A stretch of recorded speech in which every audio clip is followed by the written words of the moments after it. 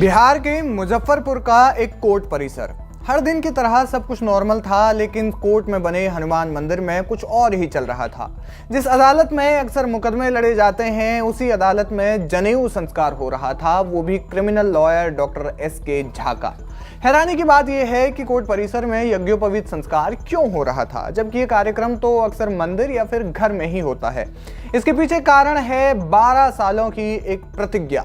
वकील doctor S K. Jha ने 12 साल पहले एक प्रतिज्ञा ली थी कि जब तक वो मुर्दा बताए गए पुलिस अधिकारी को जिंदा साबित नहीं कर देंगे, तब तक वो जनेऊ नहीं पहनेंगे। कौन से पुलिस अधिकारी और क्यों मुर्दा बताया गया था, अब क्या है ये पूरा मामला, जानते हैं थोड़ा विस्तार से। कहानी शुरू होती है साल 2012 से, जब 4 नवंबर को मुजफ्फरपुर के एक स्कूल टीचर अनंतराम पर उन्हीं के गांव की रहने वाली एक महिला ने रेप का इल्जाम लगाते हुए मुकदमा दर्ज करवाया। पीड़िता भी उन्हीं के गांव की थी। मामला जब दर्ज हुआ तो जाहिर है कि जब मामला संगीन था और वो भी गांव के इलाके का, तो अनंतराम गिरफ्तार भी हुए। गिरफ्तार किया दरोगा रामचंद्र सिंह ने। अनंतराम से जब पूछताछ हुई तो उन्होंने बताया कि मामला रेप से जुड़ा हुआ नहीं, बल्कि करीब 1.25 लाख रुपए को लेकर है, जो आरोप लगाने वाली महिला के पति ने उनसे लिए थे। कुछ दिनों बाद जब अनंतराम महिला के पति से अपने 1.25 लाख रुपए वापस मांगने लगे, तो उसने और उसके घर वालों ने न सिर्फ उनके साथ मारपीट की, बल्कि उनके खिलाफ रेप का केस भी दर्ज करवा दिया। अब रेप का केस दर्ज करवाया तो करवाया, लेकिन रेप का टाइम भी महिला ने वो बताया जिस दौरान मारपीट के मामले में पुलिस खुद अनंतराम को अस्पताल ले गई थी। यानी कि अनंतराम ने अस्पताल में रहते हुए महिला का रेप किया।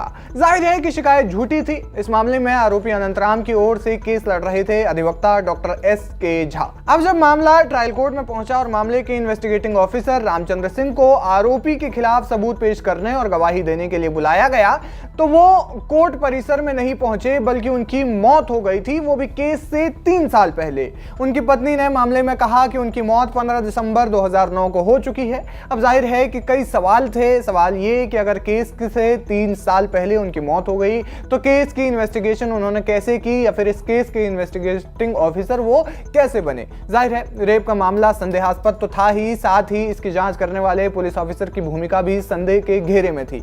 ऐसे में वकील डॉक्टर एस.के. झा ने कसम खा ली थी कि वे रामचंद्र सिंह को जीवित साबित जब तक नहीं कर देंगे, तब तक वे जनेऊ धारण नहीं करेंगे। इसी के साथ उन्होंने अपना जनेऊ भी उतार दिया था। लेकिन इसके बाद घटना ने अलग ही मोड़ लिया और इतना संदेहास्पद मामला होने के बावजूद कोर्ट ने अनंतराम को रेप का दोषी करार दिया और 7 साल की जेल भी हो गई। उन्हें 6 साल 9 महीने तक जेल में भी रहना पड़ा। जाहिर है कि अगर दरोगा रामचंद्र सिंह उन्हीं दिनों अदालत में पेश होकर अपनी बात रखते या फिर उनका क्रॉस एग्जामिनेशन होता, तो शायद सच्चाई उसी वक्त सामने आ गई होती। दरोगा रामचंद्र सिंह की सच्चाई सामने आने के सिलसिले में अनंतराम के वकील डॉक्टर एस.के. झा ने न सिर्फ हाई कोर्ट में अपील दायर की, बल्कि खुद ही अपने तौर पर खुद को मुर्दा बताकर केस छोड़ने वाले आरोपी को भी ढूंढ निकाला, यानी रामचंद्र सिंह को ढूंढ निकाला।